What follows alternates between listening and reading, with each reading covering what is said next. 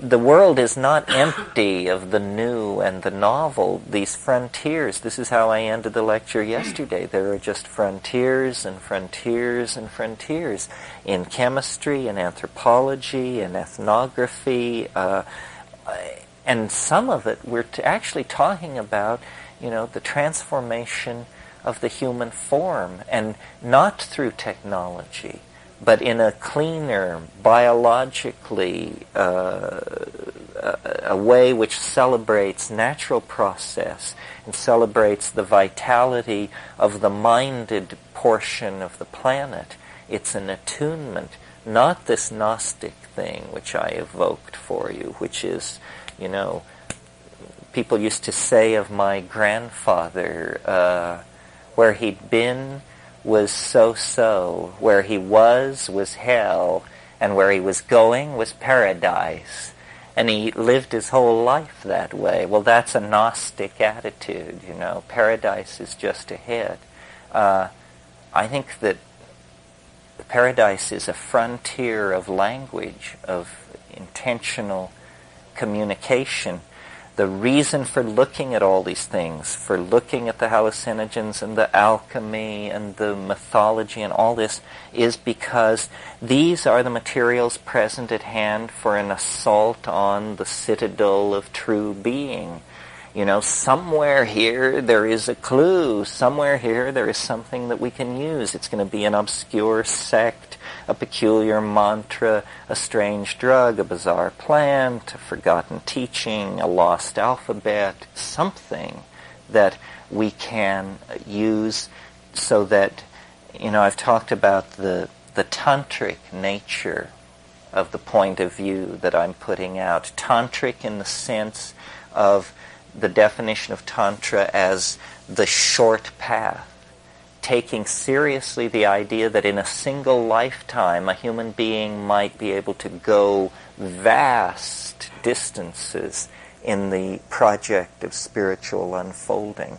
That, we are not given or fated to simply incrementally advance ourselves. It is some kind of a lottery. There are big winners, and I'm just very convinced that the way you enhance your position in the probability of all of this is through cognition. It will be an act of understanding. The final act of liberation will be an act of understanding. Okay, well that's it for today, folks. There is something totally consuming about the way nature builds life out of death. The Amazon is a wonderful example of this, because the Amazon is the most living place you have ever seen. And at any given moment, all organic material is bound in living systems, 95% bound in living systems. You don't find forest floor detritus and rotting logs and stuff like that in the Amazon. If a leaf falls, within minutes or hours at most, it has been found by leafcutter ants or some other pathogen that begins to return it to the cycle of life.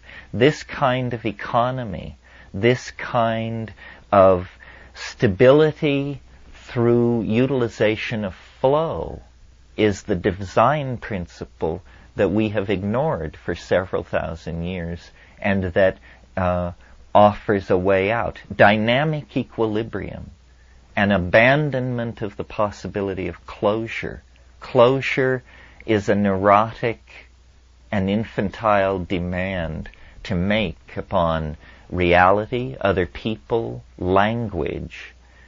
You just have to live in this state of dynamic disequilibrium, which, if sustained long enough and in sufficient taste, becomes a life well lived. What are we to make of ourselves? Whither mankind? Are we to be ultimately viewed as a cosmic accident, the perils of unfocused intelligence? Or can we reflect the inner dream, the inner image of wholeness that inspires us and makes us more than animals and raises us up as a simulacrum of the goddess. That's what I would hope for. And thought, cognition, planning, caring, emotion, communication, intentionality, focus, and authenticity are the domains that we have to be in order to carry this off. You wanted challenge? Some of you have made fortunes. That was no challenge. You wanted a challenge? Save the planet. There's a challenge. That's what everybody who came before did. They participated sufficiently at least to pass the buck to us. Can we participate sufficiently to pass the buck to our grandchildren? Or are we just going to go down as the lamest generation in the life of the planet? I can't believe it. I know too many of these people. I love too many of these people. We just need to do our best. As the Grateful Dead say, you know, just a little bit harder, just a little bit more. You can't go back, and you can't stand still. If the thunder don't get you, then the lightning will. So, forward into the future with a high heart and reasonable hope that we can make this planet into a living reflection of the inner dream. Well, I think anybody who didn't have some kind of fairly strong model of what is going on would be scared to death. I mean, there is a sense of everything simply flying apart. I mean, we don't know what it will be. World economic crash, Ebola outbreak, asteroid strike, climate change, but it just begins to multiply to the point where you get the feeling we may not know what's coming, but God, something must be coming. So 1,000 years is reaching its culmination, and inevitably this civilization will be divided at this millennium. There will be the first millennium of industrial, post-medieval, so forth and so on, and then whatever comes after. Even the most rational among us can hardly fail to notice that we have backed ourselves into one hell of a position. And how are we going to get through this and maintain our human dignity? I mean, are we going to allow millions, billions of people to slip into starvation and disease? Are we going to practice triage on entire sectors of the planet and withdraw resources so that the white industrial democracies can ride through the waves of chaos? I mean, it's very important that we not only preserve the human genome, it's important that we preserve human values through all of this. And I think realizing that we are caught in a process of metamorphosis and transformation, not of our responsibility, is the basis for the attitudes of confidence and anticipation that will be necessary and that will allow us to be exemplars for the society. Something so extraordinary is happening on this planet. I mean, you know, for hundreds of millions of years, biology flowed across the surface and species advanced and retreated and sensory organs were refined and redefined and so forth and so on. But about 35, 50,000 years ago, language broke loose.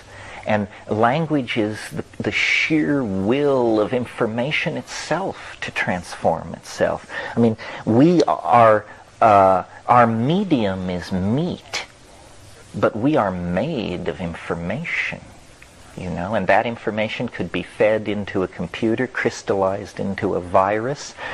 What we are is a long message that is being typed out in proteins by thousands of ribosomes, coordinated over time.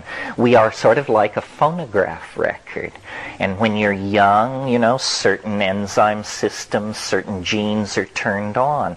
And then you pass into midlife, other genes are turned on, certain genes are turned off. It's like a melody. Theme theme and variation being brought back, the theme being enriched and worked, and then finally the whole thing builds to a crescendo, and then one by one the genes are turned off and the audience tugs on its overcoats and cabs are hailed and people go home for the evening. But that's what you are. You're a story, a piece of code being run in the great computer of the world. But nothing lasts. You know, not your friends, not your enemies, nothing lasts. And we deny this. And yet that's the great psychedelic truth. And if you can face it in every moment and live it, you will have a very, very complete experience of existence. You will ride the Tao toward the concrescence and be able to live in the light of its anticipation. And this, I believe, makes for a healthy life full of lots of laughs.